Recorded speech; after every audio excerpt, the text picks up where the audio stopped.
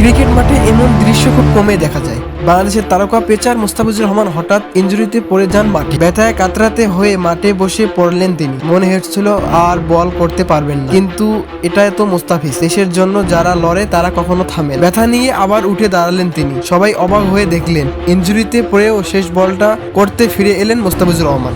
আর সেই বলে উইকেট। হ্যাঁ, ব্যথাকে জয় করে দলের জন্য উইকেট নিয়ে এলেন মোস্তাফিজুর রহমান। এই কারণে হয়তো বলা হয় দেশের জন্য নিজের সবকিছু দিতে প্রস্তুত মোস্তাফিজুর রহমান।